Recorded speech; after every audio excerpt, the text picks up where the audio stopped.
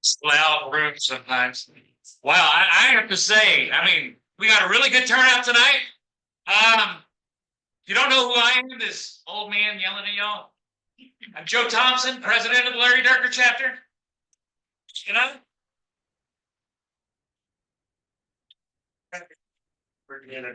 See, sometimes I need a little help. Kind of lose it. If I seem a little rattled right now, two reasons. One, I had a dental appointment earlier today. Oh, wow. So 2 crowns right here. No, 2 crowns right here. And number 2, I don't know how many people actually know this, but how many of you know my youngest son, Josh? Okay. Well, my youngest son, he married a girl from Okinawa, Japan, right? And my grandson, Tetsu, is here from Okinawa. Well, I'm happy to report that Josh and Maki had a brand new baby granddaughter. Oh.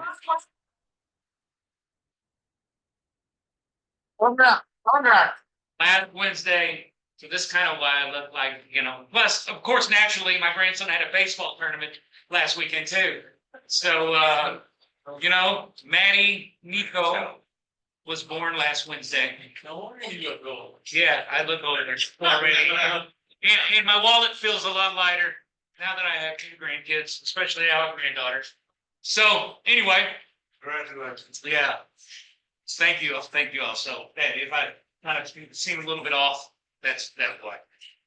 Another thing, kind of sad news actually. I want to pass along. I know all of you. I've already talked about this already, but one of our chapter members. His wife was in a bad accident in Bob 2 months ago. Yeah. 2 months ago. Greg Moore, his wife, Bonnie, was in a very bad automobile accident. So I'm passing the card around. I'm going to mail this to Greg and Bonnie tomorrow. So if you haven't had a chance to sign this, I know all of you are thinking about her. Lots of prayers with Bonnie. She's in a coma. She really bad. Anyway, so, okay. We have quite a few guests. A couple of guests, including a chapter member who has been a member for 2 years. 2 years. And this is his first meeting. Yeah. Thank you. I appreciate it. Can't say anything. I mean, he's a teacher. Just like I am, but it's all right. Welcome, Ronaldo, right? Yeah, let's go to. Okay, welcome. And since I'm up for election, I want to know he hasn't been here for 2 years, but he has a name tag. Oh, yes. Yes, that's right. And props to Chris. All right? He hasn't been here 2 years, but he walked in and that guy has a name tag. Props to Chris. So on the ballot, it's and Chestnut. By the way, remember that here in a minute when we start talking about the election that we're having tonight as well, the in-person. Can I talk about call me? Also, we have another guest. Mr. Kelly? Yeah. Please stand. Okay, all I have to say is this is not who you think. This is Mr. Joe Kelly. Oh, no. I'm the nice version of Joe Kelly. That's the County Carlos Correa guy. They made a mural out of him. You know how the middle. But welcome, Joe. Thank you. Welcome. So, no, we're not done. Tony, you have a very special guest here tonight. Well, my brother John came in all the way to Katie. This is Tony's brother, John.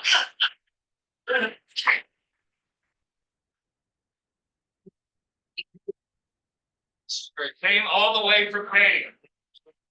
Thank you. He's a big fan. Big fan. Seen a lot of bad games in the Dome. Seen a lot of bad games at the Dome. You're going to hear about an interesting one that I saw tonight. A long time ago, but we got time. And let me see. Anybody else? No? Roger, welcome. Right? Okay, Martin's here. Let's see. Did you love Zoom? Carl. Rita. Vince, how you doing? And Got most moves are camera now. C. Roblin. Who's that again? Oh, I know you. All right, Oh, okay. But, so welcome no, Patrick. We know. this is, she's been here before. This is, Joe. Jill. Patrick's. The better half. At least that's what my notes right here say. Yes, better half. Right. All right, so welcome everybody. Before we really get started tonight, we have something very special going on. As you know, every year we elect chapter officers. SABR is trying to get more and more people involved. I email you, all of you, all the time, trying to get y'all involved. Just, we're all baseball fans. We all love it. I mean, if you just want to take a more active role in the chapter, feel free. I mean, to nominate yourself, or we'll have someone nominate you for a chapter officer position if you're interested in that kind of stuff. But tonight we're doing an election of chapter officers. Last year we had an election, and this year we have 4 positions up for election, and I'm going to let Patrick Petty talk about that real fast. And we got some paper ballots to hand out there. Go ahead, Patrick. So hand these out, some paper ballots. So we have, up for vice president, we have, for Wally. Stand up, Berg. Stand up, Berg, yeah. For treasurer, we have Bob McCann. Newsletter editor, one of the newsletter editors, Scott McKay. The vice president of membership, we have Chris Chestnut. Chris, that's right. We already met Chris with the name tag. So we're going to go ahead and pass out the paper ballots. There was also an online option. The polls will close at 8 p.m. tonight. No matter what, I don't care if you're in line or not. Polls close at 8. Yeah. If we already voted online, not vote tonight. Yeah, if you've already voted online, you don't have to vote again. They got it, they counted. Yeah, so go ahead, pass them out. He took them to what is up to today. Take that vote back. All right, last month we had a chapter meeting at Constellation Field, and the guest speaker was Tal Smith. Yes. It wasn't done an excellent meeting. It was an excellent meeting. It was. I recorded the meeting on my little iPhone. It actually worked. I can't believe that. So if you missed the meeting, as you all know, I record all the meetings going all the way back to COVID. The recordings are on the chapter's YouTube page, going all the way back to 2020, including last month. So if you want to hear Tal talk about his early time with the Astros /Colt 45s, go ahead and give it a listen. It was a great meeting. And Tal is just awesome every time he comes to talk to us. Okay.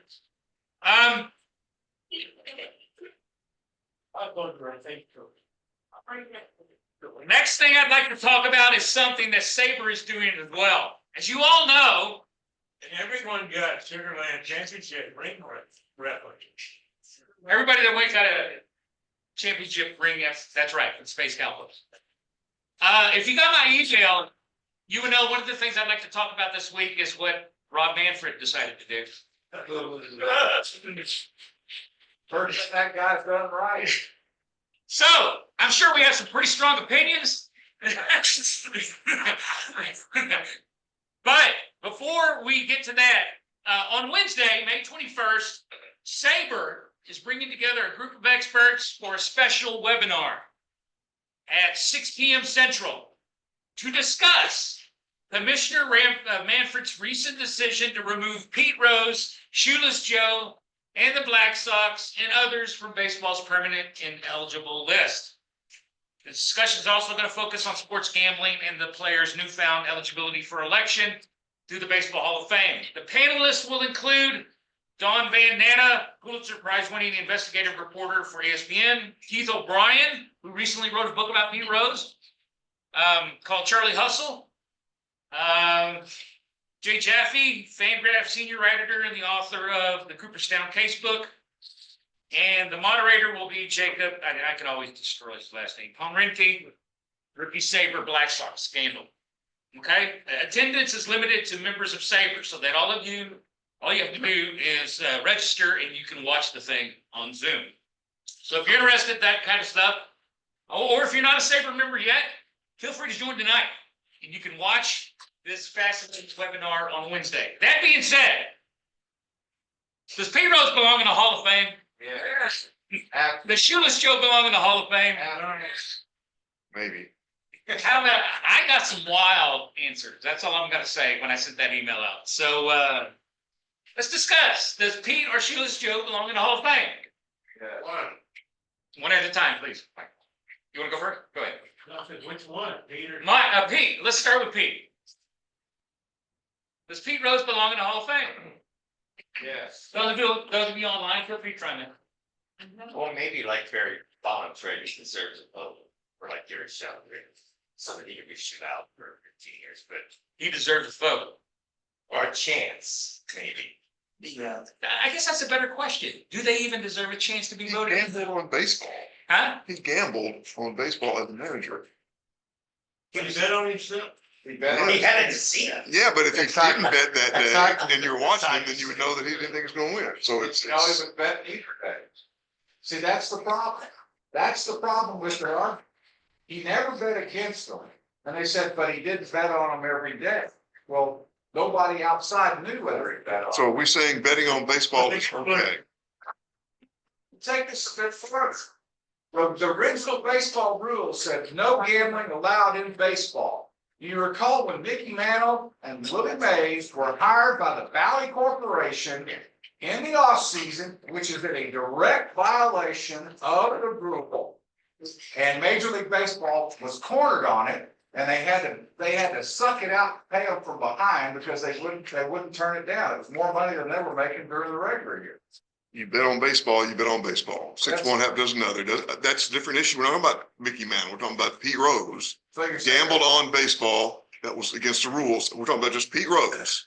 Well, actually, it's gambling, period. Well, either way, he bet and he got caught and that's that. So anybody that broke a rule, it should be no more. Like, you can't be federally prosecuted, can't have a. We're talking about whether Pete Rose should be allowed to be in the Hall of Fame. But what I'm saying is you can't be selective. If you're gonna be absolute, then you have to be absolute in all the categories. Orlando Cepeda was a convicted drug felon. And after he served his prison sentence, came back and was elected to the Hall of Fame. Ty Cobb and Chris Speaker fixed the game. There you go. I mean, you got. And there you go. And you got a bunch of them, you got a bunch of them. So is gambling allowed or not allowed? Do we say, oh, gambling is okay? Well, what, I'm just saying, you're okay, that's fine. Then we can all gamble, all the players can gamble on games and it doesn't have any impact on the game or on their future. That's, you open it either everybody can gamble or nobody can gamble. Mike? I'm not sure what the rules are on gambling now, since Major League Baseball has their own gambling. Yeah. That's happening. every time I see a game, I see That's red games now. I could beat straight. And every day, Every day. got 50-50. That's gambling. Yeah, I thought that, I could. Every have one. that. Have you ever met anybody that won one of those 50-50s, by the way? The Ethics Foundation. Well, I know, but have you ever met anybody that won the other 50%? But I will say this. Wait, Haven't they yes. go ahead, Mike. Go ahead. Pete Rose got a lifetime ban on being eligible for the Hall of Fame. And he's dead. That was the logic behind the ruling, right? Yes. What kind of logic is that? Thank you, Dirk. Put him in while he was alive, so he Exactly. could enjoy it. But the lifetime is over. Because he is dead, it should be because he's alive. Got it. And also because we're part owners of a gambling company. He's a It great. could no longer, I mean, it became indefensible when they started owning parts of DraftKings. Yes. That's true. Anybody else? Well, I was gonna add that Commissioner Manfred pointed out, trying to make very clear that Pete Rose is permanent, since you don't find the word lifetime ban anywhere in the documents. Rose agreed to be permanently ineligible for activities related to MLB. And then later on, the Hall of Fame said, well, if someone's permanently ineligible per the MLB organization, we're not gonna vote on those guys. So he said, whether he gets a vote at the Hall of Fame, it's not up to me, not up to MLB, it's up to the Hall of Fame. Okay? Well, And that's what I said. he said he felt like the punishment was, appropriate, but the man's dead. So that's why he took him off with permanently ineligible status for MLB. Okay. Anybody online? Yes, I got something to say. Go ahead, sir. Yeah, it's Carl. Like I emailed Joseph the other day, I don't know why they have Rule 21. I didn't realize that the Hall of Fame had some of Pete Rose's memorabilia in the Hall of Fame. And two, why have the rule at all? It seems like the penalty is if you get caught, then you don't play, and then you don't have to worry about getting Hall of Fame until you die. And then the only penalty is you don't get to do a speech when you get inducted in. That seems like to be the only penalty is, okay, I can go ahead and gamble, they kick me out, and then when I die, they'll vote me in anyway. So so the penalty I said seems to be you don't get to give your speech. I think they've lowered the standards, gambling is becoming more acceptable, and I think Manfred didn't want to get the pressure of President Trump saying, hey, get him on, so I think there's a little politics involved here too, and I think Manfred just wanted to get this out of the way, so. That's right. I was waiting for it. How long? So the town representative more than keep him out of the Hall of Fame, they kept him out of spring, he couldn't go to spring training, he couldn't have any activities subject to MLB. Well, he did participate in the All-Star ceremony. There was an exception. When, yeah, they made an exception Yeah, for the Cincinnati All-Star. One day, Yeah, he can be on the field. but what I'm saying is maybe he deserves to be eligible because, the writers are never gonna vote him in. So it's up to the players where it should be, right? The writers, it's out of the Right, writers' so it hands. should be up to them. So it's up to the player. Okay. The writers.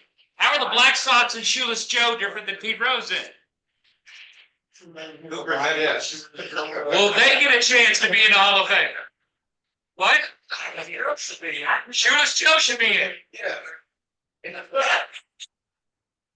The two bits of evidence, if you look back on Shoeless Joe, when they came into his room, they threw the $5,000 in front of him.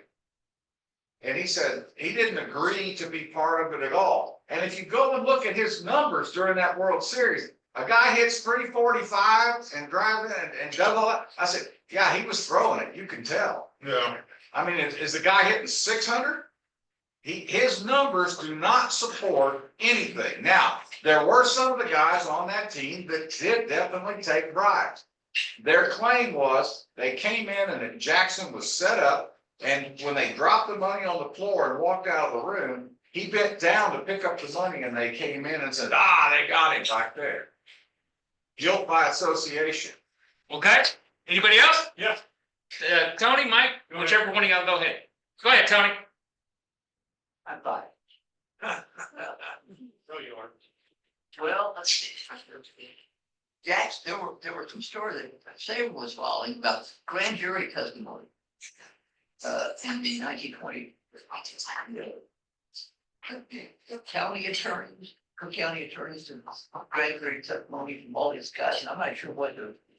And suddenly it disappeared, the record disappeared in the three versions. And I'm not quite sure if anybody remembers exactly what was the standard for it. I'm saying it's right, they took back. I do. Whatever. Well, I did a little research for this topic. Mike, you did a little research. All right, go ahead. They had full confession signed, but they were found innocent during the court and somebody stole the confession. But they found the confession December 1924. Oh. And he hit 375 in the World Series. Hit the only home run in the series. Yes, and they were trailing 10-0 at the time. They had decided to win 3 games to lose 5. I guess they had a 9-game series. Back then, yeah. So he hit 375, and the 3 games they were supposed to win, he hit 545. his home run he hit when they were down 10-0. And he got one other RBI in a losing game. He played left field, and it's very hard. You seldom see a triple hit the left field. In that series, there were 3 triples hit by the opponent to left field. And like 9 triples in all. All the players were lollygagging. And he admitted he took the $5,000 and split it. He said, I was supposed to get 20. But yeah, he took the money. And he knew he was taking the money, and he knew it was wrong, and they drew the game, and I don't think any of those guys belong in, except maybe Buck Weaver. He didn't take any money, but he knew what they were doing and didn't say anything. That was his. Guilt by association. That works always. Where have I heard that before when it comes to? I mean, he could have ratted him out. Buck Weaver could have ratted him out, but he shouldn't. But he just got his money, and he had 3 something in the series in all the games. Okay, There, Tony, real fast. this is the 100th anniversary of the publication of The Great Gatsby. Right. Yeah, and Ford figured The Great Gatsby was some guy named Thorstein or something like that. The commentary is made by Fitzgerald. But, The gambler, Rothschild? yeah, Rothstein, and he fixed the World Series. So it was so notorious then. And there were rumors that he gave for being playing something kind of funny was going on. Right. And that, that famous writer, he goes, you know me an hour, something like that. He lost a ton of money. Yes. Sports writers, on getting so. It's, Comiskey will turn into a terrible loss. He's paid about anything. And, That's how the Great Gatsby made all his money. then he was, he got for his replacement. So, anyway, they're the same, let the dead bury the dead. So I would let it go. Okay. So, I highly highly recommend all of you attend that SABR event on Wednesday night and let your opinions be known. You know, hello? That's Steve Rose. I'm right there. Yeah. Taking a bet. You know, so, Tony, you also mentioned that they took off a Phillies owner too, one of your emails? Yeah, a guy named Cox, apparently he was also, he had some, funny transactions. Okay. As the owner of Phillies, he was so bad, he finished last, well, but James Cox, and there was another guy who was dealing with girls, some cargo kill. And Yeah. they got him, Benny called or something like that. We had a beer Cozy Dolan. Anybody remember Cozy Dolan? Anybody know Cozy Dolan? No. I'm not sure. He's small on it, so he might have that. You're welcome.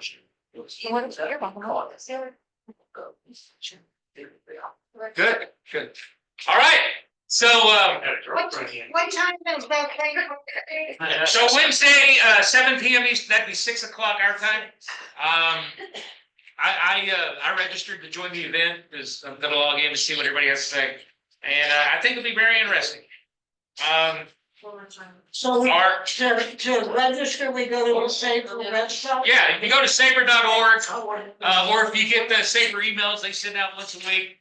They've been advertising this thing like crazy ever since the announcement came out. So if you go to saber.org, I don't know, we've had problems with people not getting the emails. SABR, fix your email problem. Yes, we're trying to use there.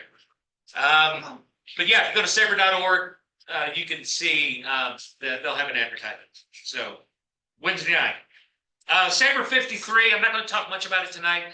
I hope, how many of you are actually going? Who's going? Okay, so I emailed Gilbert Martinez and I emailed Paul Rogers in Dallas.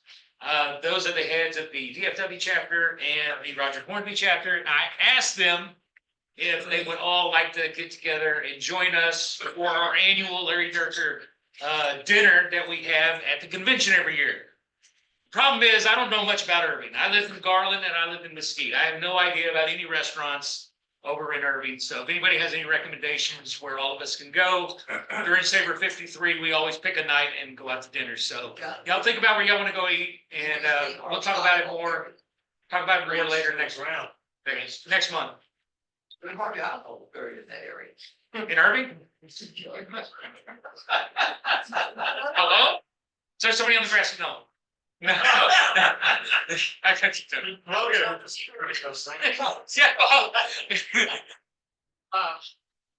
I registered for the convention.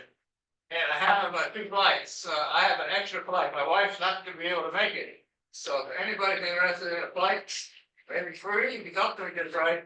That's where it's at.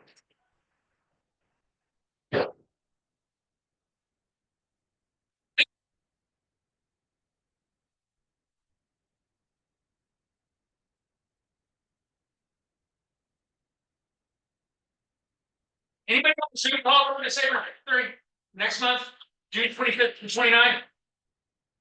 Vince, you want to go, right? Yeah, I'm thinking about it. Okay, It would be my first one. yeah, a good thing is, we get to go to a Rangers game, they're playing the Mariners. So it'd be just awesome if all of us dressed up in our full Astros gear Yeah. and just kind of, just to make them all mad. Joe, I'll find it. My daughter's up there. I'll find out. All right, good, good. You can also have a chance to go to a Frisco Rough Riders game, so so. All right, I'll talk more about that next month. If you haven't had a chance to watch, the SABR report, Mike Acosta came up with this show a couple months ago. He invited me on it to just come on, talk about the Astros, talk about what we're doing here in Houston with our local chapter. We've recorded 4 shows. The last show, I got Bob Durrell to come on, and everybody can watch the show. They're on YouTube. If you want to just come in and talk about SABR, what's going on in the local chapter, just let me know. Mike and I usually record these at least every other Thursday. So it's usually about 15 minutes, right, Bob? Just about 15 minutes. A lot of fun too. Yeah, it's pretty fun. So if you don't know Mike Acosta, all we're doing is talk about the Astros and what's going on with SABR, why you joined SABR, why you like SABR, that kind of stuff. It's pretty neat. Is it under Larry Dierker chapter? No, it's under Houston City Beat. Okay, that's Mike Acosta's show. It's a show basically about Houston, his YouTube show. And he calls the show the Houston SABR Report. Okay, so it's pretty neat. Great. So it's a good way to advertise our chapter. One very important thing, next month, our guest is going to be Andy Greenstone. He has a really large Astrodome exhibit, but the problem is he lives in Central Texas. Okay, so I have decided that next month will be a Zoom-only virtual meeting.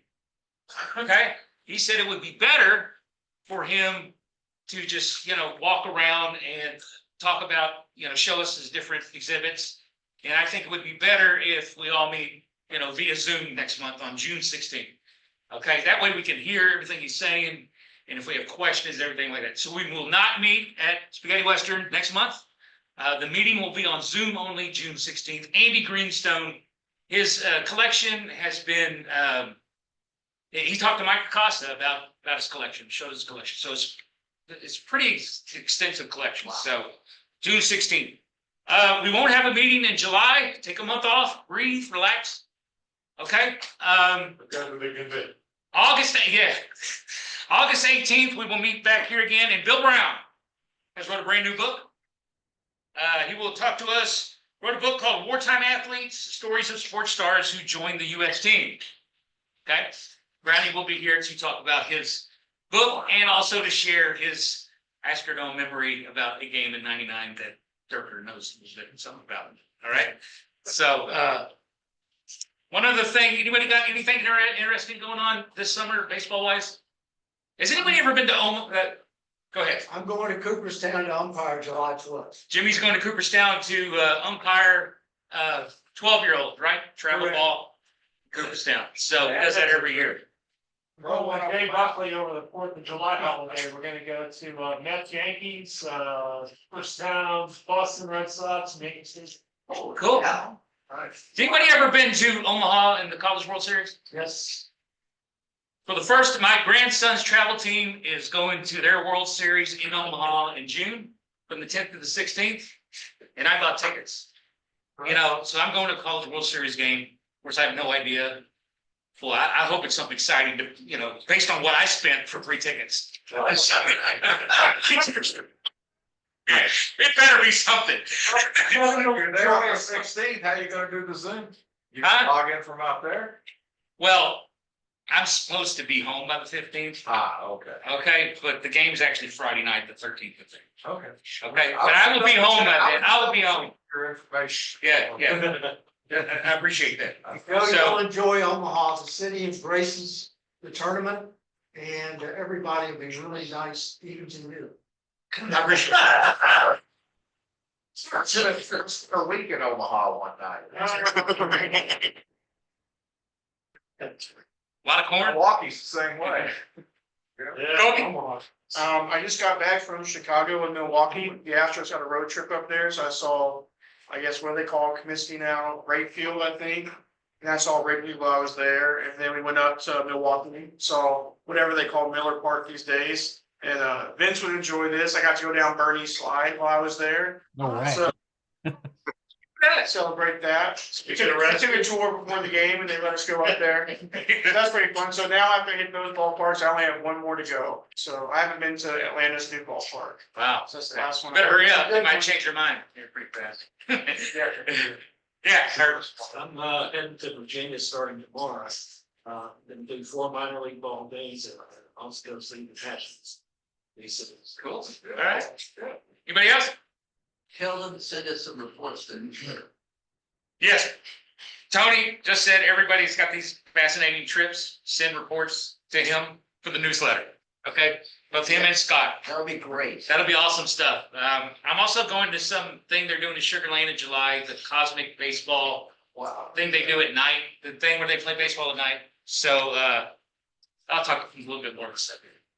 They use lights, don't they? Yeah, something like that. I don't know what it is. So, anybody else got anything before I introduce our guest speaker? Who is such a favorable, even the people in Omaha will like me, Jimmy. Anybody else?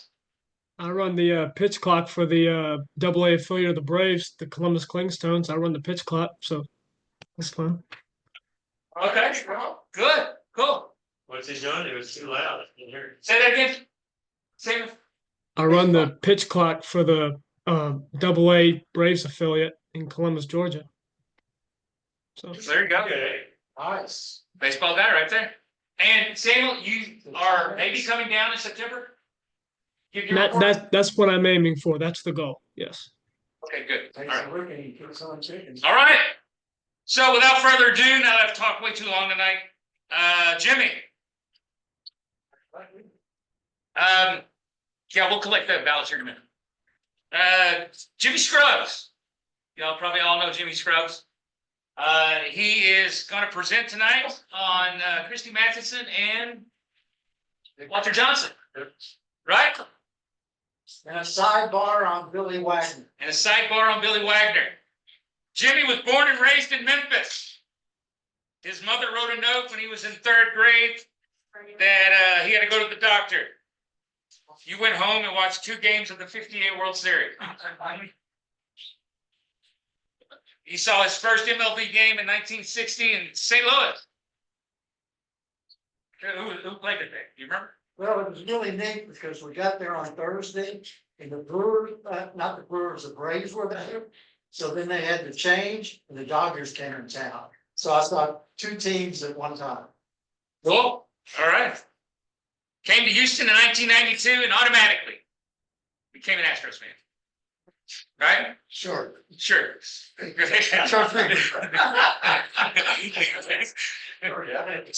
Whatever you want. Please go to the conference, so, You started umpiring high school baseball in 2005, correct? retired in 2019. In that 14-year career of umpiring high school baseball, he only ejected 1 manager. And that manager, this might say a little bit something about what he said to me earlier, that manager was from my high school.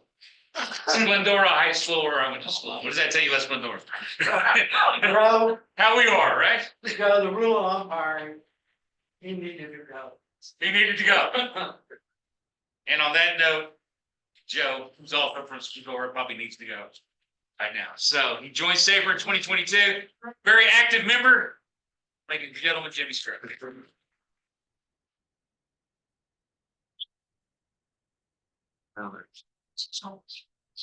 Thanks, everybody, and as Jim Nance would say, hello. So here we go. I've got a pretty good baseball book collection. It doesn't rival Tal's, but I've been collecting books for like 25 years. And initially, I shied away from biographies. I was more interested in books like Cooperstown Confidential, The Catcher Was a Spy, which is Mulberg's story. And after I retired from work in 2018, I decided to go into biographies. And one hole in my baseball resume was the early years. So I read Walter, Christy. I've got Joe Jackson over there. Tris Speaker.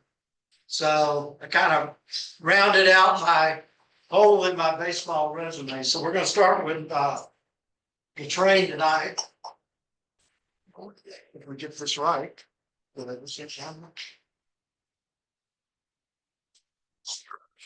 Yeah, you can call you next one. If anybody needs to use the restrooms, you're your time. Down there. There's this lighting. Oh. I made a recent trip to Cooperstown. This is a friend of mine. I've been friends with over 60 years in Memphis. And that's Walter Johnson in the top right. Thomas Wagner, top left. Guy in the center bottom needs no introduction. Anybody want to go with the rest of the guys?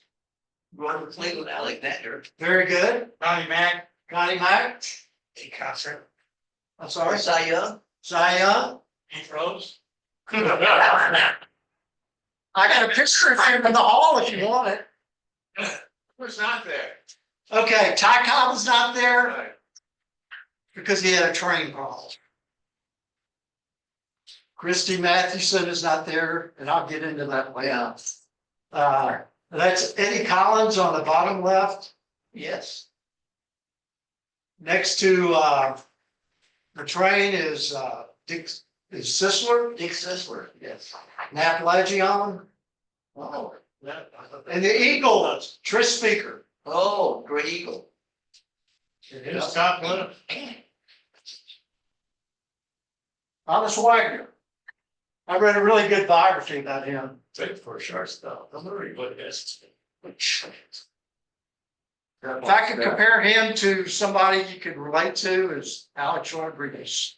If he had the live ball, he would have done a lot of damage.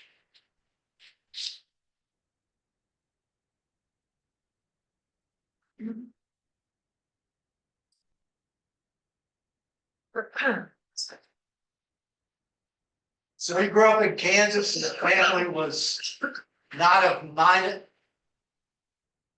modest means, but below modest. In fact, when they sold the farm in 1900, his father went to work for the guy that bought the farm, $1 a week. And Walter went to work for a guy for $1 a month. Family members, his uncle moved to California and started working oil fields. And the rest of the family followed suit.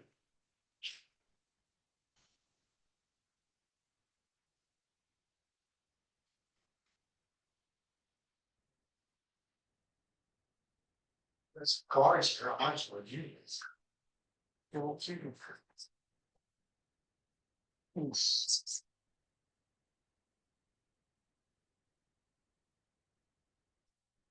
Oh.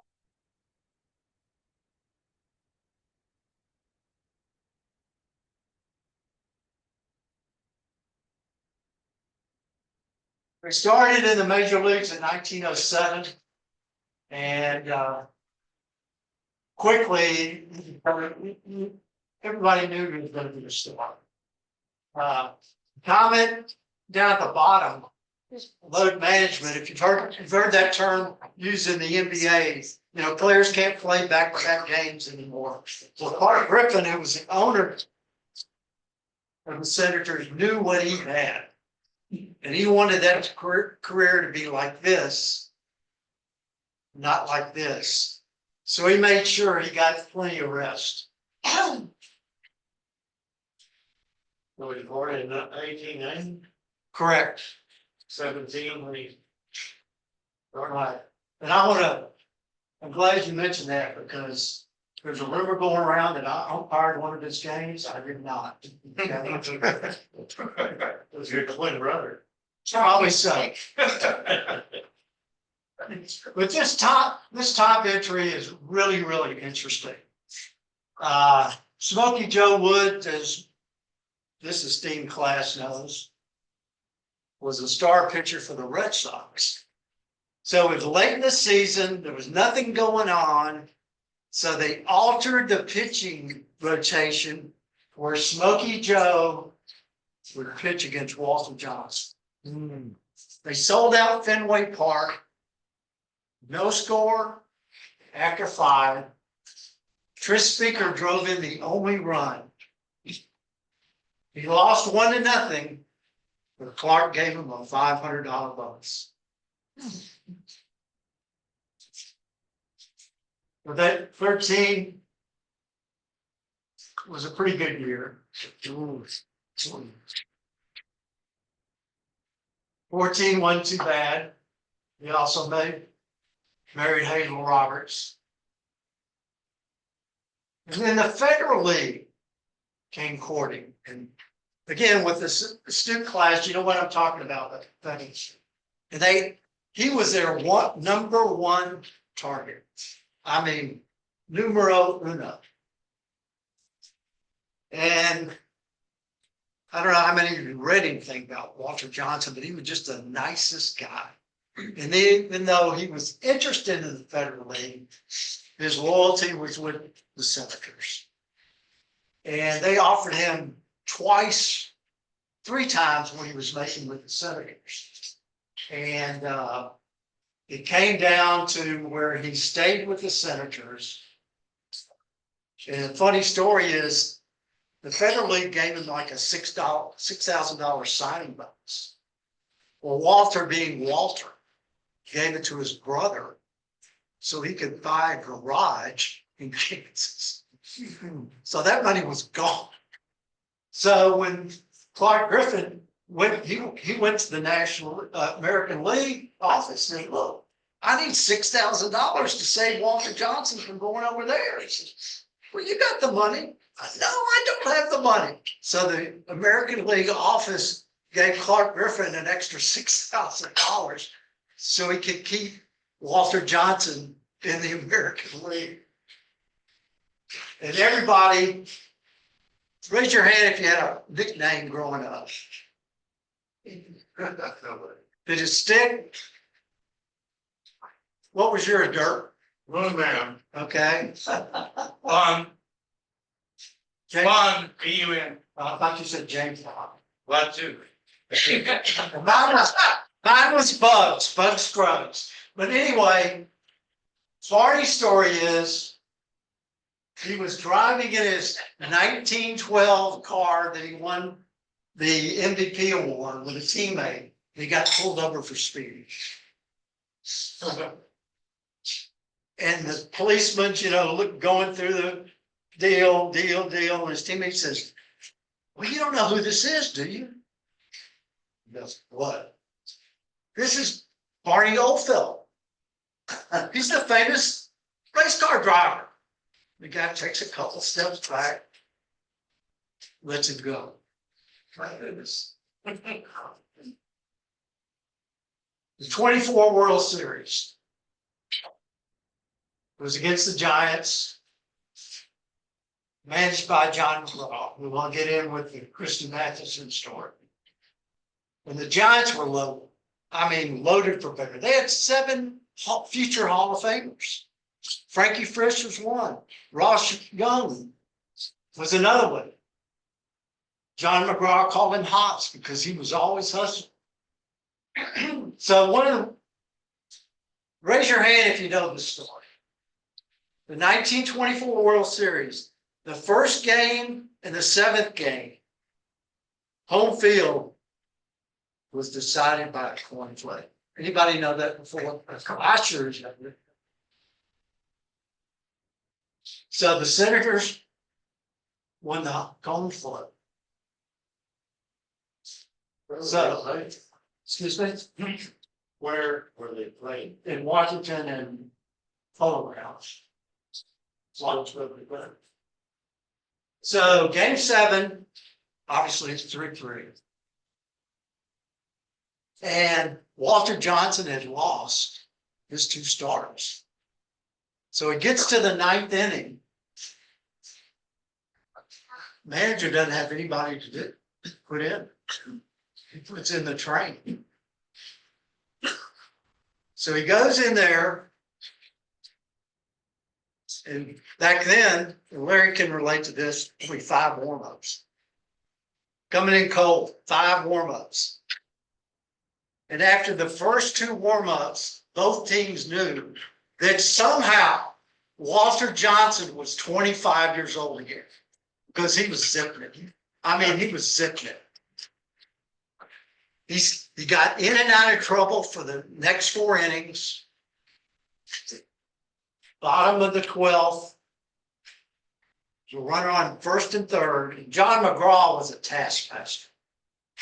I mean, in game 6 of the World Series, he switched right field to left field. The aforementioned Ross Youngs went to left field because he had better arm.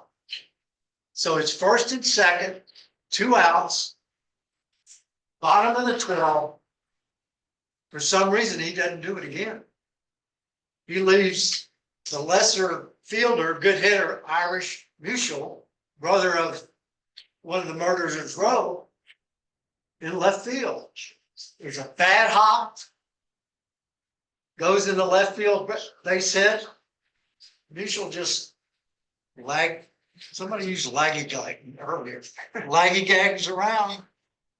Winning run scores. They were no longer first in war, first in peace, and last in the American League. Here on the left is something I found. Most of the info I got on 2 biographies. If anybody wants to read them, they're perfectly willing. But I figure if Tom Seaver has Walter first and Matty second, that's good enough in this, right?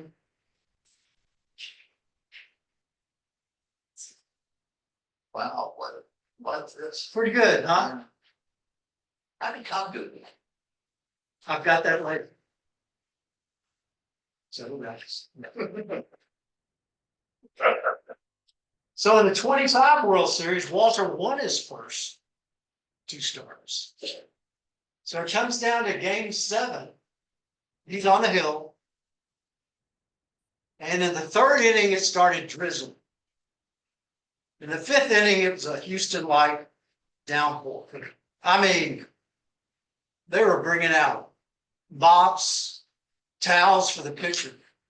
So Judge Landis, the almighty, you can't bet on baseball, goes up to Clark Griffin at the end of the 6th inning and says, I'm declaring you the winner of the game. I'm declaring you the winner because it's just too bad. And for some reason, Clark Griffin says, we started in the rain, we're going to finish in the rain. So they finish the game, and the Pirates win. Woo! So what do you try for?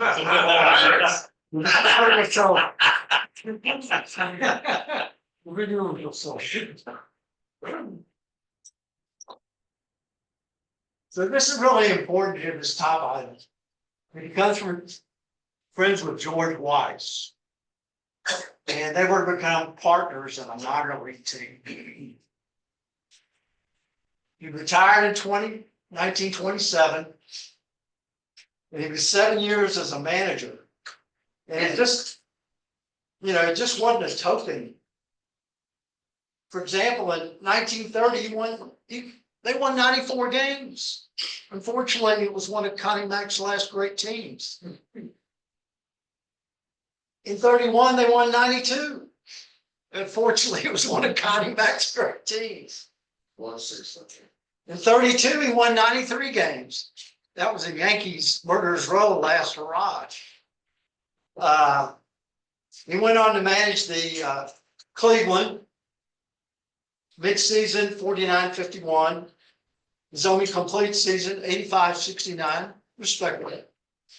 And then he was fired in the middle of the 35 season. Total 530, 432.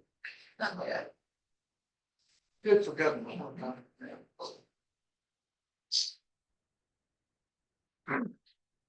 So somebody asked me earlier about Ty Cobbs. There it is right there. But I'm going to put an asterisk by that just for you. In 1915, he owned Cobb. Cobb couldn't do it. But there was a game where Walter hit a guy. Ty saw his emotion that he was just scared to death that he had hit somebody. So from then on, he crowded the plate, knowing that he wasn't going to get hit. So that was the reason why Todd had a 370 batting average. Versus the Babe. And while I'm on the subject of the Babe, his quote about Walter Johnson, he could throw that on.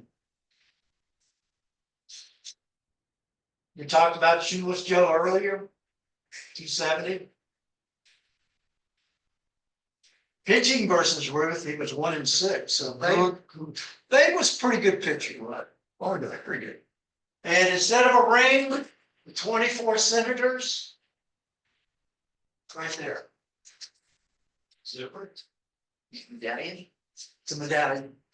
You can see that next time you go to the Hall of Fame, it's there with the ring, and the ring pass. He was a pretty good pitcher, or hitter, I should say. And here's a couple of interesting stories. In 1925, he threw 20 pitches to a young Hank Greenberg. Not one of them was fair. Jimmy, you don't have his record in playoff and World Series? Yes, I did. World Series, he was 1-2 in 24 and 2-1 at 95 in 25. Since in 1932, he threw 5 pitches to Babe Herman. He never got around them. And think of it, this guy was born in 1887.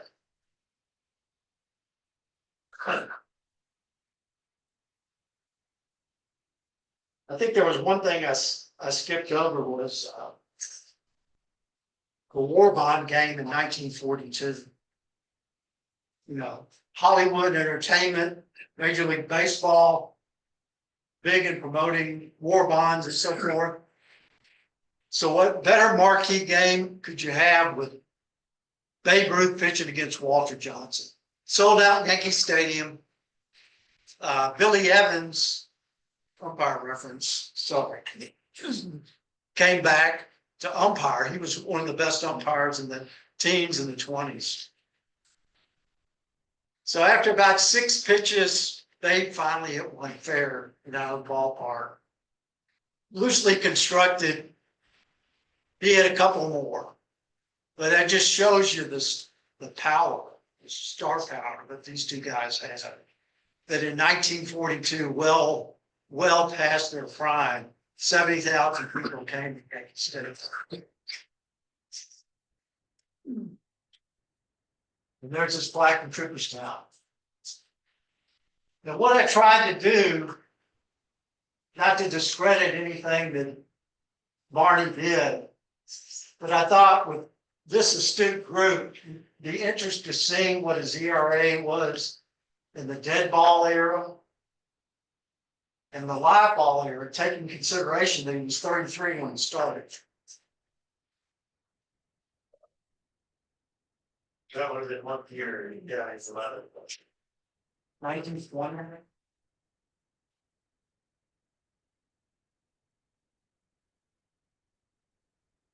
As far as his personal life, he had 6 children. One unfortunately died at 2, his first child died at 2 years old because of the flu. He had 5 children. His wife Hazel, in 1930, was driving from Kansas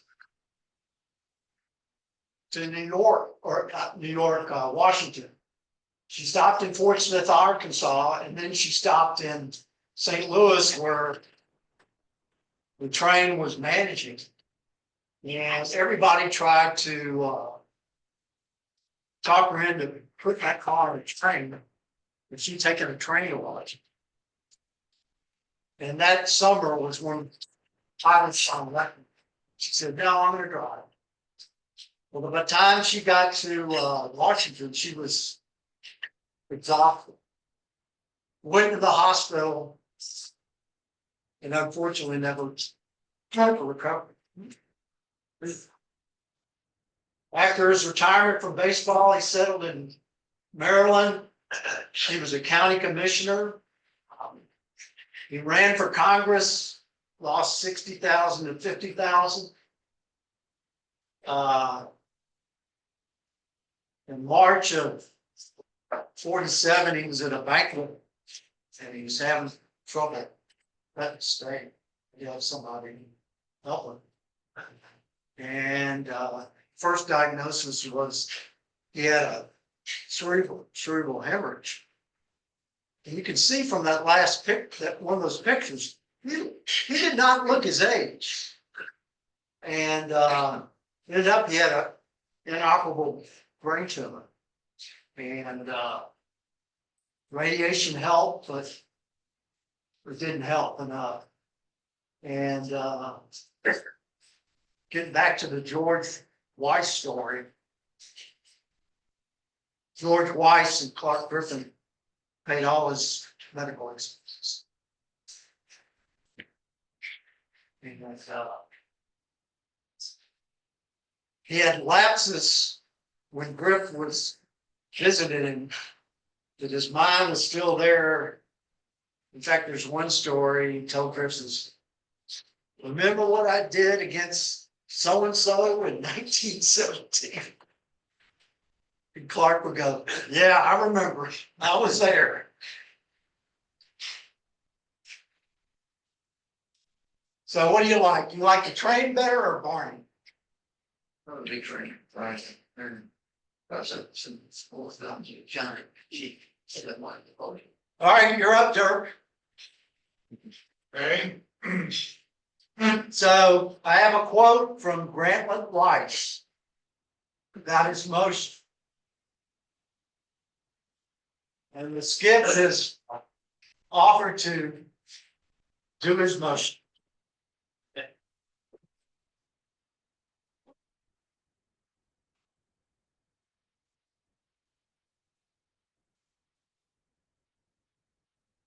Okay,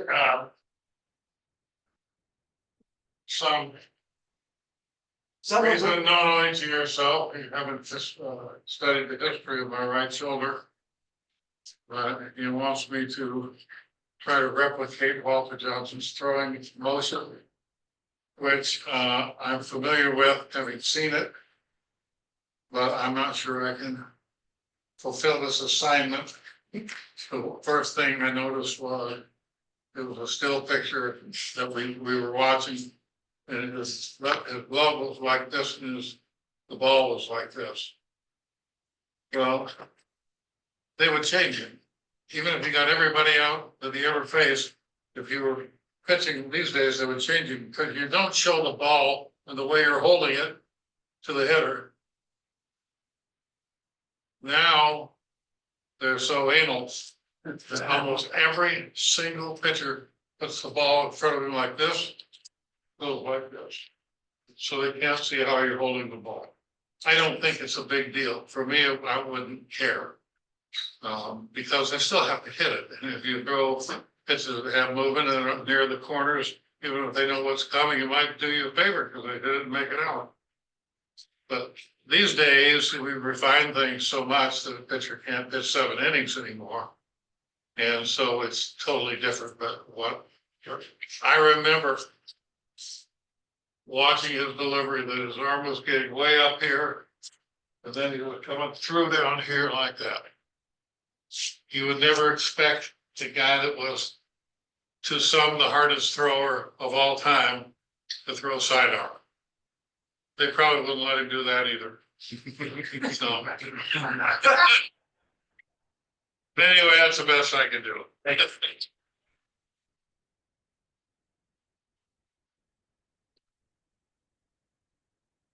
But you can't have a baseball story about a baseball guy without having a Casey Stengel story, okay? So, You better sit down for this one. So 1950, you know, obviously there's no interleague play. You have a question. Sorry, I have a question. go ahead. Uh, You get one more. okay. Any measurements about the velocity that this guy had? Good question. Obviously, there was nothing scientific, Videos at least. no radar guns, but Lefty Grove said he's the fastest guy in the shop. But 95, 95. plus or minus. Google says they clocked him twice, once at 91 and once at 100. Wow. They weren't really that accurate back then. So Casey Stengel, 1950 exhibition game. First pitch, strike. Second pitch, strike. Third pitch. Kickoff at first. Casey puts his bat down. Umpire says, "What are you doing, you idiot? He threw that one to first." Casey goes, "I didn't see the first two either." So now going back to the war bond game, all the Yankees, Joe D, Lefty Gomez, Bill Dickey, they're on the dugout watching Walter Johnson warm up. And you guys know the story about Lefty Gomez. I mean, he stopped the game one time to look at an airplane going over the head. So he looks at Walter warming up, and he goes, "Heck, he throws faster than I do now." So that's my Walter Johnson.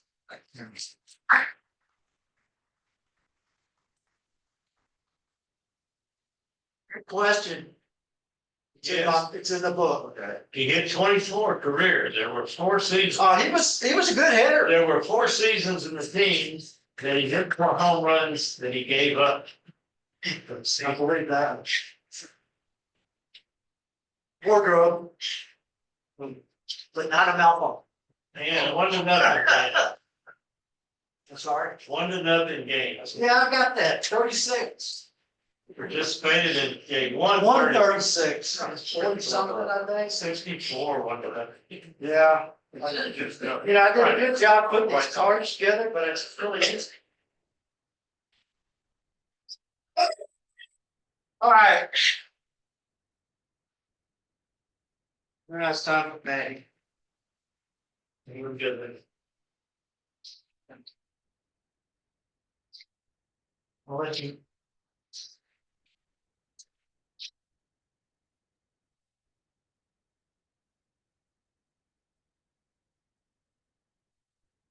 So when he filled in for this game, 14, you know, they talk about, I'm sure you had a game like this where you scattered 14 hits but won the game. Well, he scattered 17 runs. He did a 3-run homer in the bottom of the last inning to win the game. I'm gonna take you around the 7th inning.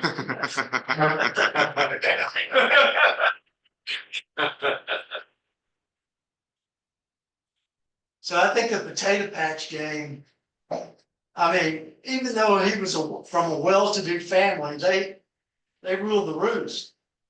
So he was supposed to pitch in a really important game the next day, but he hadn't done the potato patch. His whole team came the next morning. And they finished the potato patch. He finished the game and won. You in college, didn't He did, I'll get to that. Slow down, slow down.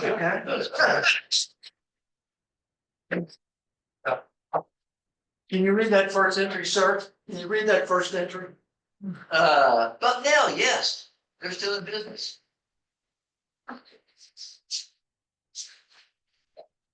When you went to college, you didn't take basket weaving.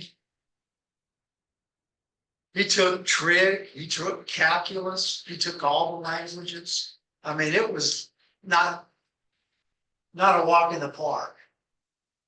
And he was a great punter, but also, quote my grandpa Rice said, that's the best drop kick I've ever seen in my life. And he was a fullback, but not a fullback. He was a guy with speed.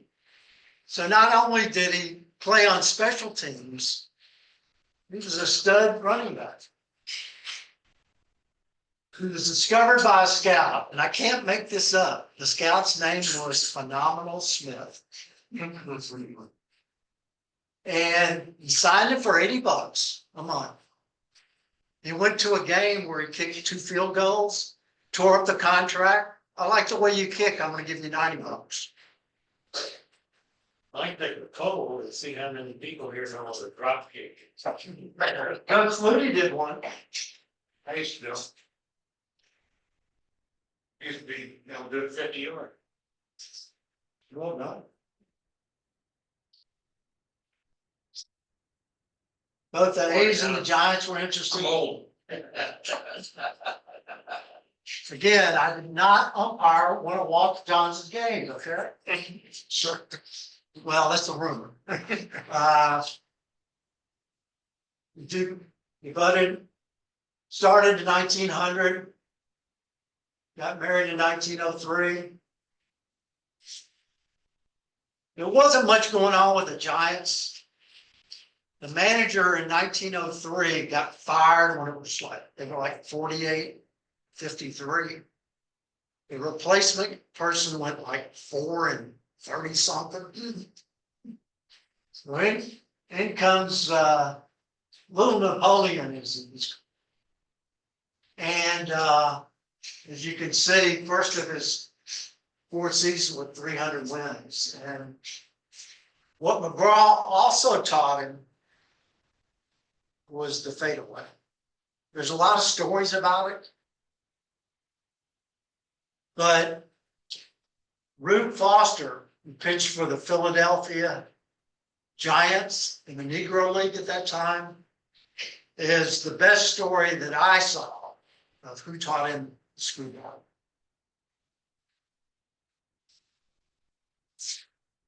World Series.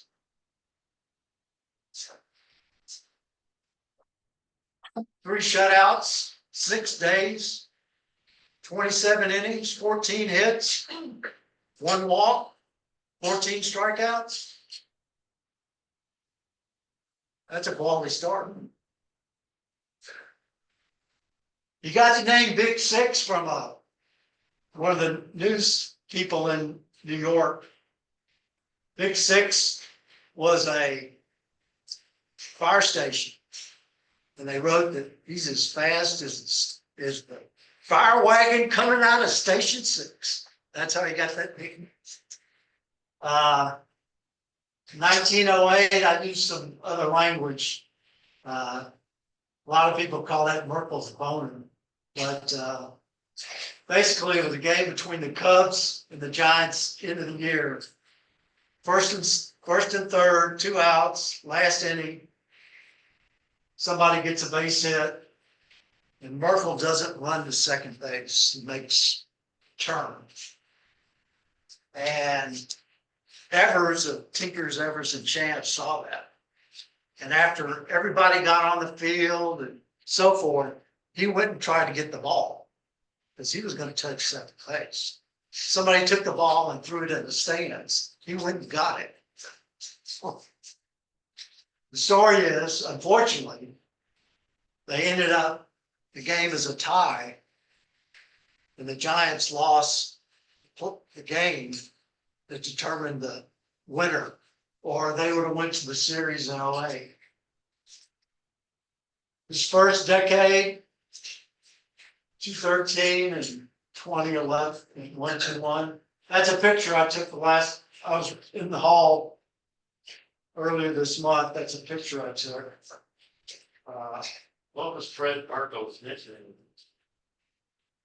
Well, Yes. But the thing about it is, that was pretty much standard practice during the team league at that time.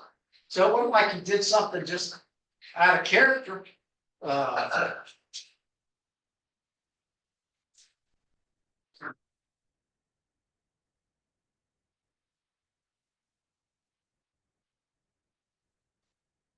One good story about Christy is he was always giving back. Whether it was youth players, even college players. Because he played for the Giants, he was close to West Point. So he was there one afternoon. And they got going back and forth, back and forth, back and forth. And the cadets challenged him, said, you can't hit the mitt in the same spot on 20 pitches, with 5 of them being fadeaway. And Mr. Guy hemmed and hawed. Well, ended up being a $50 bet at 12-1 odds. And he did it. And he walked away with $600.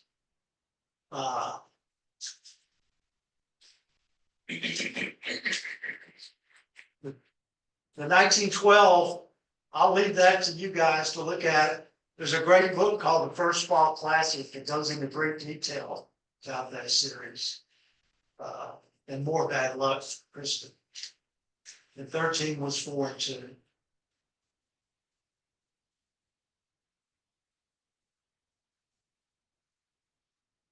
His last season, he was worn out. He was worn out. And Don McGraw knew he wanted to be a manager, so he traded him to Cincinnati, and he managed them in 17 and through the 18.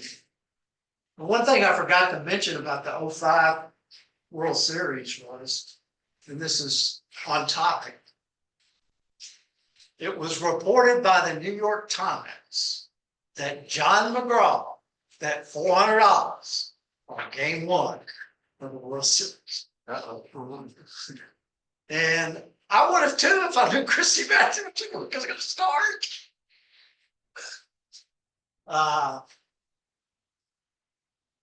He was a good, I mean, if you've done your baseball history, you know, in the 1800s, guys were ruffians. I mean, in jail, out of jail, whatever.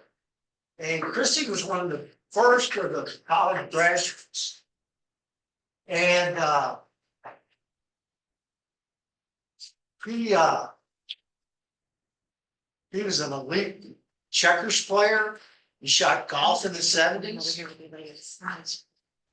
He had his own insurance company. In fact, he went to teams say he could write them a policy if the whole team died in a train wreck, you're covered. So he was on vaudeville. He had a game, baseball parlor game, where he got $2,000 for the game and 2 cents for every game sold. He was quite the business person. He was on top of the World Series in 1919. But his bone was with Hal Chase, not Tinker's Everest Chance Chase. But that guy was a crook. I mean, he would go to players saying, hey, can you make an error? I bet $200 that we were going to lose. And eventually got thrown out of baseball. But the watermark was when he went to the service. And he was in chemical weapons with Ty Cobb. And he was exposed to gas. He came back from World War I with a cough. He ended up having tuberculosis. He ended up living in Sarnac, New York.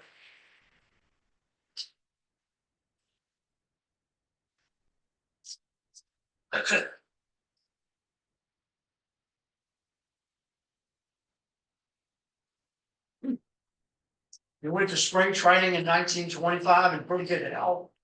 Got a cold, never recovered. Went back to New York, his temperature never got below 100. In 1966, the ceremony was Casey Stengel and Ted Williams.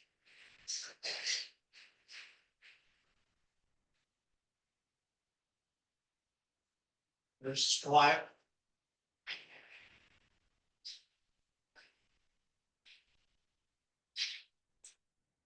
So like I said, I recently went up to Cooperstown.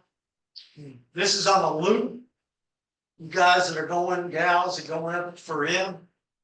This is on a loop with the other people. This is what they do. For those that have been to the hall, in the plaque room, you go down this big hallway. And you're looking, if you get to the end, you're looking at the 36 flags. Just to the right is where these are. And everybody signs it before.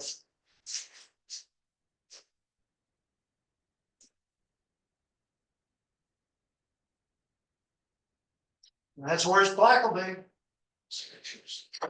And if anybody wants a jersey, okay, the list price is $175. But me being who I am, I can get you a 10% discount and free shipping. Who did you finish with? Boss.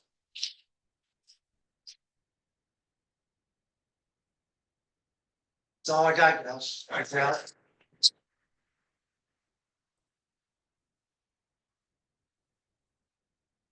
One other thing that I, sorry.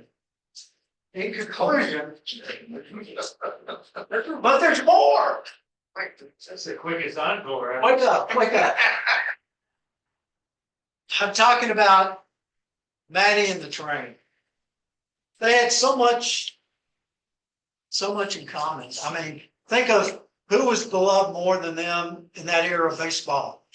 Dave and the Iron Horse. But they were both 6'1". They were both in the original class. Both the best of their era. They both managed.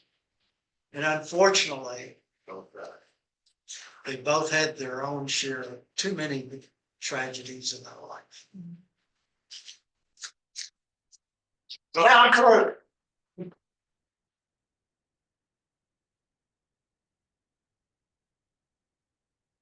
All right, everybody, thanks a lot, Jim.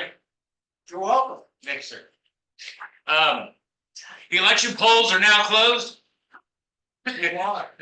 Please turn in your ballot to, Patrick. All right, in the interest of time, I'm sorry I went on. no, it's all right. It's okay.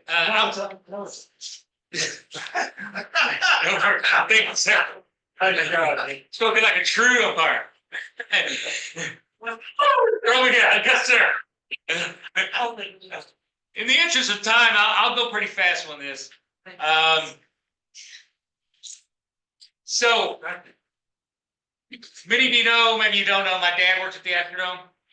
And he would always, when you drove in and you gave your money for parking, he was probably the first person you saw, or at least one of those. You know, and we would get stuff from the Astrodome all the time. And this is one of my treasured possessions I've had since 1986 or 87 when they gave these out. So you see how old it is. I have some handwritten stuff on the back. So I'm sure many of you have seen this, you know, but I keep it on my desk. Yes, 1986. Before the World Series championship team, that was my team. Yes. Okay. So does it say. But there was a game that I will always remember. mother and my father are very religious. Okay? And even though my dad worked at the Astrodome, my mom didn't want me doing anything outside of church on Sunday. Anything. Okay? Go to church, go home, go to church again. Okay? My mother reluctantly agreed to let my best friend's dad, take me to an Astros game on a Sunday. September the 21st, 1986. Well, God was not with the Astros that day. It was probably my fault because I showed up. Well, cable share. It's going on its own, so let me turn it off, what's doing its own thing. Oh, turn its own thing. So what I'm about to talk about real fast, maybe you can blame me. You know, whatever.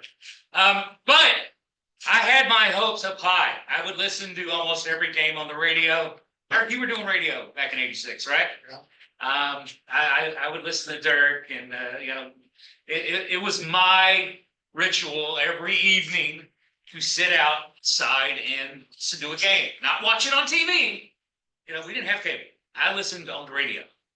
Okay. And up until this game, the Astros had been doing pretty well. I believe they had, I had this down here. They were, up to this game, they had won 5 games in a row.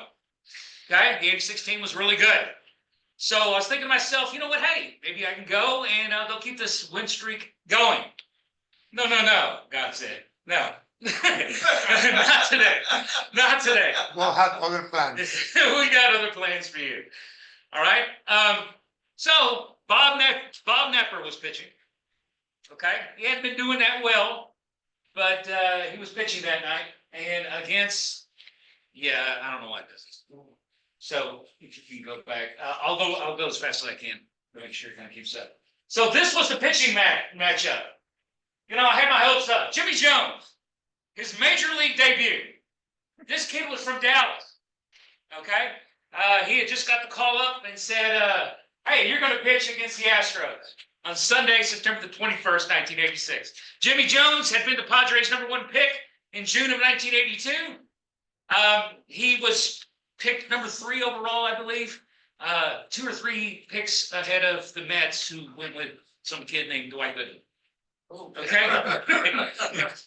So he had the Padres thought a lot about him. Well, he joined the team, and Jimmy Jones decided with his major league debut, hey, I'm going to show the Padres and the world exactly why the Padres drafted me. So a team that had been hitting pretty well, like on 300 in the last month, he decided he was going to not only shut out the Astros that day, but pitch a one-hitter. Okay, only 8 balls left the infield. He got 13 ground balls, 2 infield pop-ups, and struck out 5, and walked nobody. And the hit. Okay, absolutely nobody. Who gets the hit? The only person to get a hit that day was this guy, Bob Nepper, the opposing pitcher. Bob Nepper had been a career 141 hitter and was batting .093 coming into that game. Now, my best friend and I is it's just doing that. It's just going to do it. I'm trying to keep up with you. Okay, go back. It's all right. Bob Nepper got the only Astros hit. So my best friend and I, we were sitting up at the very top, and Nepper hit the ball, and you know the scoreboard started to light up. It was going to right center field. I'm like, here we go, this is over. All right, here it goes, and it kind of landed just stopped. So I was like, okay, and just when he gets the field, and Bob Nepper ended up on third base. Bob Nepper hit a guy who was hitting .093 got a triple. Okay, it was this close from hitting a home run. But Kevin McReynolds and Tony Gwynn, after the game, said this. Any other hitter, this is what Kevin McReynolds said, any other hitter, I would have caught that ball. Okay? I was playing him toward left center because he's the pitcher. okay? I missed it by a step. Okay? Tony Gwynn said this, that ball should have been caught. I was playing him to pull, even though I'd seen him go the other way a couple of times. Mac was shading him toward the alley. If I'd just moved over one step or two, I'd have had the ball.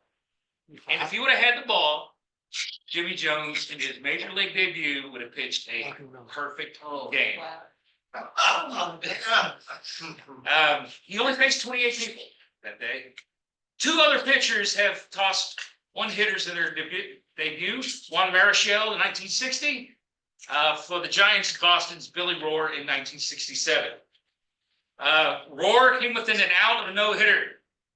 But neither pitcher, this writer says in the San Diego Tribune, neither pitcher was as close as Jimmy Jones was to a perfect game. That was. And this is why this writer says Jones's performance is arguably greatest pitching debut in modern baseball history. And Bob Knepford said, let me get the in true Knepford fashion, he said, you know what? Hey, I'm a heck of a hitter. It's not a shame to give it up to him. Great comment. So, I don't have a lot of luck, especially when I was young with those games. I guess the Astros didn't really like that. As you all know, about a win only 4 days later, on September 25th, 1986. Everybody know what happened on that day? There too now. No hitter by Mike Scott to clinch the NL West. And in fact, after that game, they lost 5-0 to the Padres. The next night, they lost to Valenzuela 9-2. And then the Astros pitchers said, okay, you know what? That's enough. Okay, I'm just going to read this to you. The next couple of games, Astros won 4-0. Then they won 6-0. Then they won 2-0. Then they lost 5-4. Then they won 4-0, 2-0, and they lost in a walk-off 6-5. And then the next game they won 5-0. So 1, 2, 3, 4, 5, 6 out of the next 8 games, they shut the opponents out. But you left out the best part. And what's the best part of it? That was the 25th, Scott pitched the no-hitter. Right, and the 21st was Jimmy Jones. And on the 24th, Nolan Ryan pitched a, Ryan pitched a 1-hitter. and on the 23rd, Deshays, pitched a 2-hitter. Struck out the first 8 guys. I sure know how to pick those games, huh? I was right. I should have never went to that game. God was not with the Astros that day. Anybody want to say anything? Anybody know a little bit more about that game? 13, you remember anything about it? September 21st, Jimmy Jones debut with the Padres? I remember when he shut out, I remember thinking that he would last because he didn't appear to be the hardest throwing pitcher in the league. He had a good curveball and a beautiful delivery, but we were just on fire throughout August and September. Probably the strongest finish, even more so than 98 or the year that they won 104.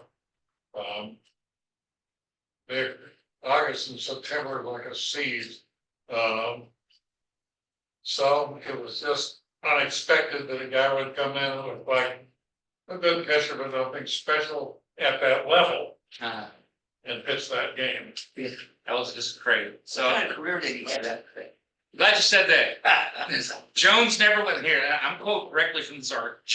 Jones never would approach such success again. He went 9-7 in 1987 and 9-14 in 1988. Then he was traded to the Yankees. The mid-90s velocity Jones displayed out of high school disappeared, never returned. He also pitched for the Astros in Montreal before his 8-year career came to a close. Probably the greatest hitter he ever faced was Bob Knepford. On the track, a lot of pitchers did pretty well in batting practice, and he was one of them. He was a left-handed hitter, a left-handed thrower, and he could tip the ball out during batting practice. But I have to believe that what McReynolds and Gwynn said about him, not where they were traded, but how deep they were playing, they were probably crowded up a little bit because he was an old 97 hitter. He really wasn't that bad with the bat, but he had 140, I had 130. It's different when you pick those they're trying to beat you. All right, that's my memory for 1986. So, last thing we have today is the trivia contest. And I have an announcement. Mike has an announcement request. It's never real fast, Mike. Fran, those of you who were at the last meeting at Space Cowboys, Charles Smith's friend, I had a brain grant, what's his name? Carl. Oh, that's good one. It's Wayne. Oh, Wayne Chandler. Wayne Chandler was there. He has a birthday coming up this week. His son Justin called me and wanted Joe to email everybody, but Wayne will be 97 this Thursday, the 22nd. I know you don't have anything to do that day other than the golf. Yeah. But he just thought it would be nice if everybody emailed his dad a happy birthday card. And Wayne was the guy that ran the Astrodome scoreboard for the first 10 years. And so, and he wrote an article. He's still writing. Yeah, he wrote an article for the last, Newsletters. newsletters. Yeah. He said, I didn't know y'all had a newsletter. I'll write some more. We've got a lot of stories, but anyway, he'll be 97. And I just thought, okay, you guys, how many times you get the chance to wish a guy his 97th birthday? So Joe, Oh, everybody here, I hope, because it did. yeah, but Joe's gonna send out an email with his address on it, Eric's too. I guess Wednesday or tomorrow or something. Be happy Chandler's birthday, right? That's right. All right, nice. You want to sing happy birthday to him? Yep. You want to sing happy birthday? No, No, you want to do that? You want to lead us in the happy birthday? is he there? Well, no, but he'll probably see, there'll be a reason for him to watch the meeting. Yeah. All right, here we go. Happy birthday. Happy birthday to you. Happy birthday to you.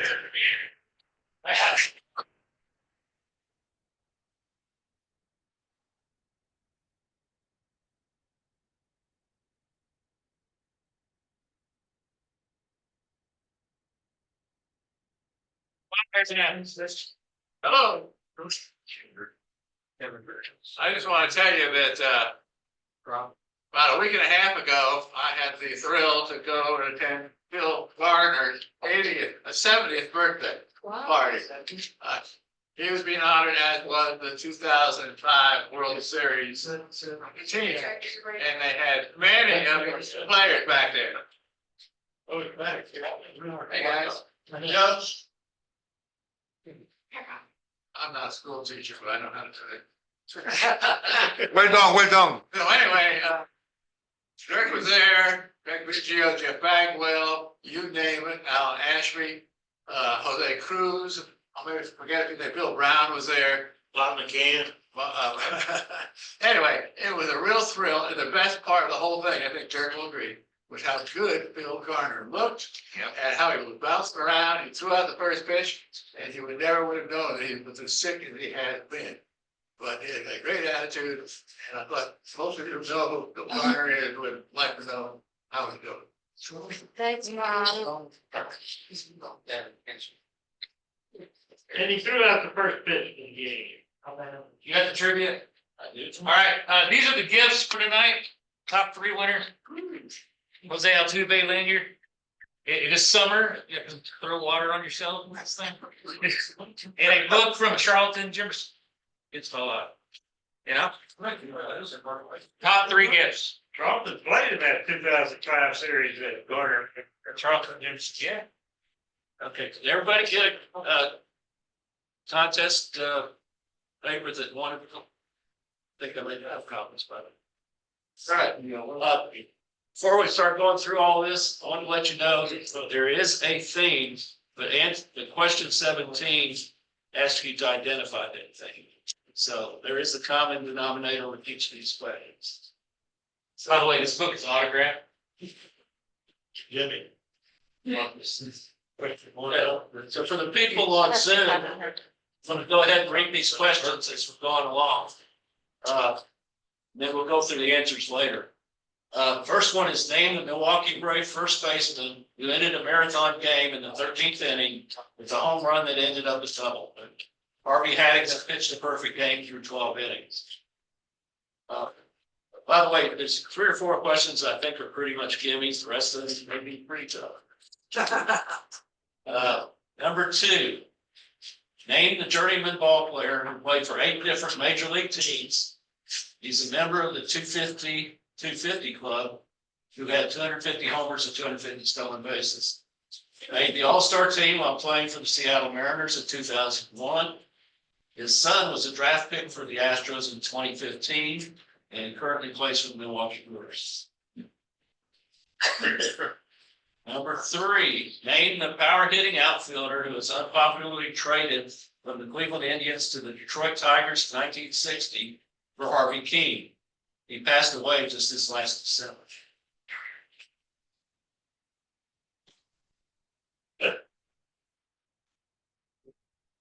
Second. Number 4, name the Philadelphia Phillies outfielder who batted over 400 during 3 different seasons. It's the only National Leaguer other than Roger Hornsby to accomplish this. He did this during the 1890s. So some of y'all may remember the 1890s. He died after being kicked off a train for a drunken behavior and they found his body about a week later at the bottom of Niagara Falls. Gee, he's a member of the Baseball Hall of Fame. Number 5. What place? Restricted. Name the Puerto Rican power hitting first baseman who played most of his career with the Toronto Blue Jays. He is one of only 6 players who hit 30 homers in 10 consecutive seasons. Number 6, and this is probably one of the games, and Jimmy mentioned it earlier. Who is known as the Iron Horse, whose best known record was broken by Cal Ripken Jr. Number 7, name the 2018 All-Star second baseman from the Cincinnati Reds who had the same nickname as the famous New York Yankee broadcaster and shortstop. Nickname was derived from the Muppet Babies show, not from famous Yankee broadcaster.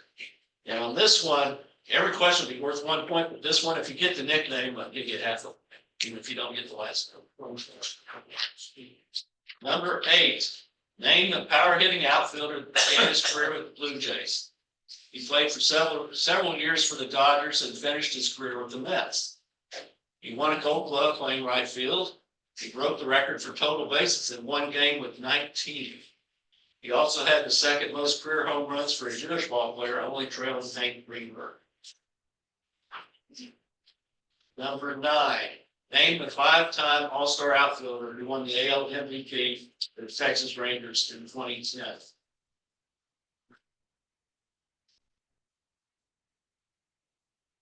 Number 10, name the Brooklyn Dodgers Hall of Famer who managed the New York Mets to the World Championship in 1969. Number 11, name the power hitting third baseman who had a record-setting career at Arizona State and became the National League Rookie of the Year with the Atlanta Braves in 1978. Don't get off the answers. Not yet. I don't want to. Name the Hall of Fame right fielder who primarily played for the Philadelphia Phillies. This left-handed hitter was the NL MVP in 1932, and he hit for the Triple Crown the following year in 1930. Number 13, name the 6-time All-Star outfielder designated hitter who began his career playing 3 years with the Houston Astros. He currently remains a free agent after playing 1 season with the New York Mets.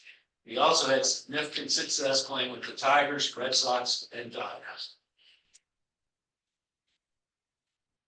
Number 14, name the Hall of Famer who played with the Birmingham Barons, New York and San Francisco Giants, and the New York Mets.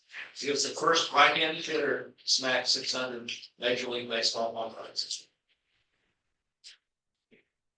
Number 50, name the 18 career year third base Hall of Famer Began his career with the Phillies in 1972, and he was recently in the news commenting on the reinstatement of Pete Rose. Number 16, name the current Arizona Diamondbacks third baseman. He is in the second year with Arizona, and he previously played for Detroit, Cincinnati, and Seattle. He's in his 12th major league season and is from Venezuela. And then the last question is, all 16 players identified accomplished the same feat. What was it? Okay.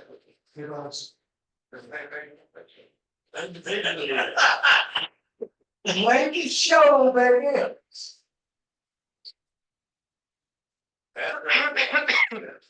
Yeah,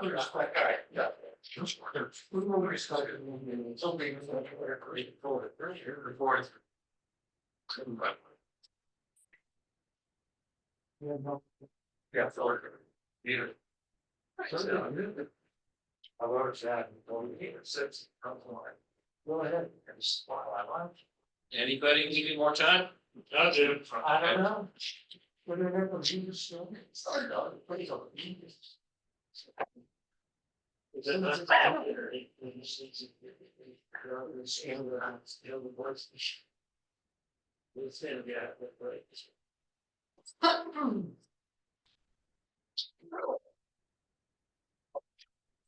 Delightful 80.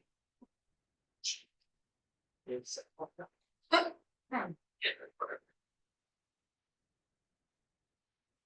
You can say the Astros won tonight. You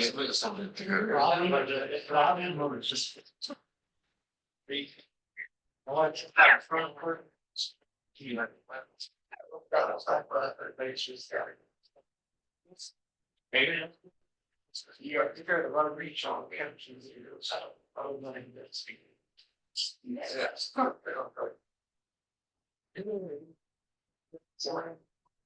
Southern wins. So far, everything. It's all right. It's sad, and it's too much of a team. Like the home game. That's my moderate on that. Yes, that's true. It's just so difficult. Today's.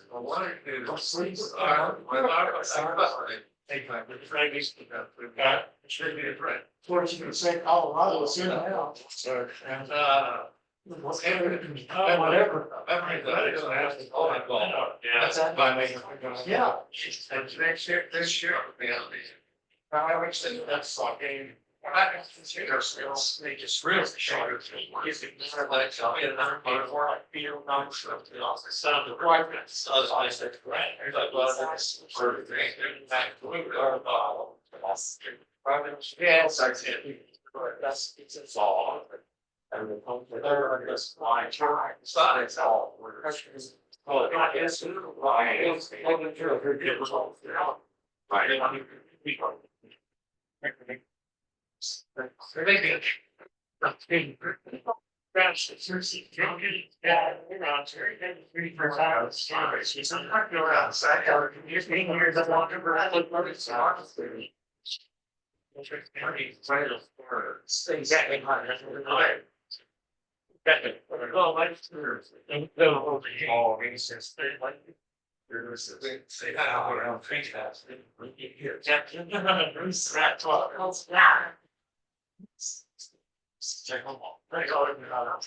Yeah, thanks to the scramble to my life. See here, Mike Chandler, you're crazy. It's something about, oh, yeah.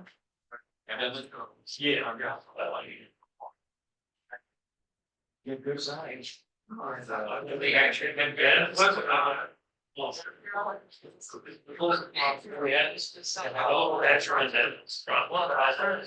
So that would. Well, and then 311 in the red. Listen, after I delivered stop this. Basically, or no, to the steroids for like 2 minutes. That's not it right for this year. All right, everybody ready? Yeah, sure. Go ahead. That's good. All right, here we go. Okay. Question number one. Milwaukee Braves who ended the marathon game. You named for that. Go ahead. Uh,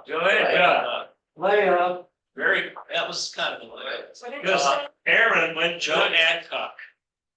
That's why. Yeah, That's why. I was telling the story basically. It's, Yes. forget who it was, somebody got on by an error first. Felix Mantilla. And, okay, and then they got walked after that. Right. And then as Adcock hit the home run or hit the ball out of the ballpark, Aaron did not continue running the bases. He went to that, yeah. Adcock passed him, so they only gave him a double instead of a home run. That was one of the most famous games because Haddix pitched 12 perfect innings. I was one of them. Pretty much 1-0, yeah. Instead of 3-0. Name the journeyman ball player played for 8 different major league teams. Anybody have any idea on that one? Mike Cameron. Cameron. Good, good, good call. I wasn't sure if I gave it out. Dennis Cameron. In fact, some of you might know number 3. Who was the player that got traded from the Indians to the Tigers? Rocco. Rocky. Okay, number 4. Philadelphia Phillies outfielder batted on 400. But you have any ideas on that one? Delahunty. Ed Delahanty. And that was interesting. I think he had 3 brothers that played in the major leagues as well. He's quite a ball player. And definitely had a tragic ending to his life. Number 5, Puerto Rican power hitting first baseman, played for the Blue Jays. Hit 30 homers in 10 consecutive seasons. Catcher. Carlos still got it. Very well. I don't know if anybody's gonna get number 6. Jose Altuve. Rated first. Yeah. You know, everybody got that one right. Yeah. Oh, here we go. You got it, Brandon? Number 7. Jose Brandon? This one I think people might have trouble with. Scooter Jeanette. Yeah, Scooter Jeanette. Scooter Jeanette, yes. Good to know that. Yes. Very good. Good job. Scooter Jeanette. I guess no point at that. I get one back. So if you got just Scooter, you get a half. Good. Number 8, power hitting outfielder, began his career with the Blue Jays, played with the Dodgers and the Mets. Anybody named him? Sean Green. Sean Green, very good. Oh, it's much better than I expected. Number 9, 5-time All-Star outfielder who won the AL MVP from the Texas Rangers in 2010. Josh Hamilton. Josh Hamilton. Okay, I think it's something you might get. Number 10, Brooklyn Dodgers Hall of Famer. He managed the New York Mets to World Championships in '69. Bill Dodgers, yes. And he is very controversial because it took him so long to actually get into the Hall of Fame. He was one of the best. Should have been on baseball. He got it in. First time. Power hitting third baseman who had a record-setting career at Arizona State, was Rookie of the Year for the Braves at 78. Bob Warner. Warner was the river in the. Number 12, the Hall of Fame right fielder who primarily plays for the Phillies. He's a left-handed hitter. He's the NL MVP in 32. He lives in the Triple Crown. That's fine. Chuck Klein, yes. That's Chuck Klein. Number 13, 6-time All-Star outfielder, designated hitter. Began his career playing with the Astros for 3 years. He currently remains a free agent after playing 1 season with the Mets, and he also had very good success playing with the Tigers, Red Sox, and Dodgers. JD Martinez. He's still a free agent. Still a free agent. Never let it go. That's just a good one. Hall of Famer who played with the Birmingham Barons, New York, and San Francisco Giants, and the Mets. He was the first right-handed hitter to smack 600.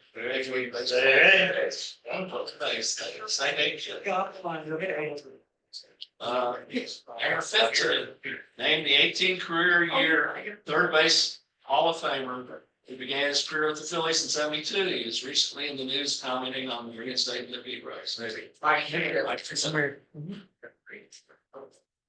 Number 16, named the current D-back third baseman. He's in his second year with Arizona. He previously played for Detroit, Cincinnati, and Seattle. And he's in his 12th major league season. And he's from Venezuela.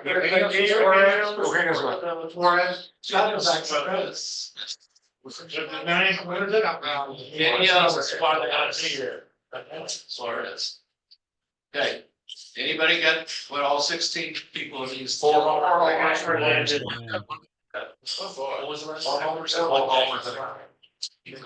Suarez was the most recent. Last was 4 homers for the game. Okay. I suspect somebody. I used to get serious. Sign like Timmy. Then push the roof. Twitter. Study. All right, and what's next? I know the project. There you go. 17. That's amazing. You said 17 was a maximum, right? Yeah, they all swirl around. 15? Start low. And go up. I heard about it. 10. How about 10? There's a Vince. Okay. 13. That's as far as. Vince, yeah, Vince. Vince and Fred? Yeah, that's as far as I go. I hit. 14? Oh, hand's still up. Vince, you got 14? I thought it was out of 17. I think I had 16, but I got 2 wrong, so I guess I had 15. Do you highlight? I didn't get Suarez. I didn't get Suarez, and I didn't get Suarez is the one I missed. All right. Vince, you gonna be in town anytime soon? Say that again. You gonna be in town anytime soon? Which one of these gifts you want? I got this Astros water bottle. You gave it to the person that's there. That's all right. I got this Altuve lanyard. I got this signed Charlton Jefferson book. Oh, I take that one actually. That looks good. The book. Okay, all right. Okay, I'll mail this to you. I'll email you. Can you email me your address? I'll mail this to you. I will. Sounds good. Thanks. Okay, and Fred, you got how many? 13. Anybody get more than 13? 12 and a half. Round it up. 12. 12.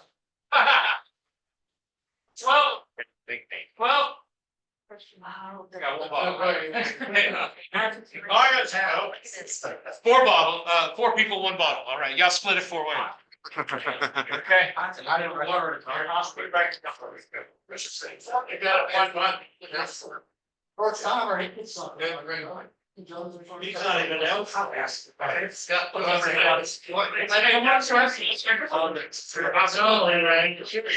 right, so we'll have the online results for the chapter officers election. We'll announce all that soon.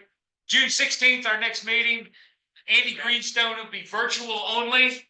Okay, do not come here June 16th. It will be on Zoom only. Why not? Hey, We'll all get together on Zoom and watch it. yeah. All right, have a great day, go Astros.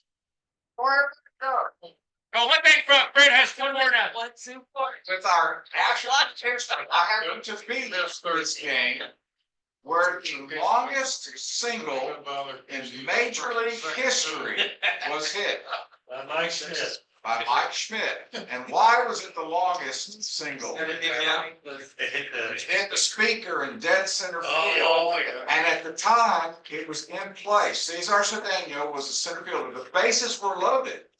Philadelphia. And so Schmidt hit this thing, and I'm in center field thinking I'm about to catch the home run ball. It hits the speaker. Cedeno sees it. He takes off running like this, and he's looking like he's going to catch it. So all the runners are holding, and the ball hits in front of him, and he catches it as it comes up and fires a bullet in the second, almost getting the runner at second. All runners moved up 1 base. Wow. It's a still arm guy. I don't believe the So a ball that would have finished. And when? See you later. Yes. Bye-bye. 70, Mike Schmidt.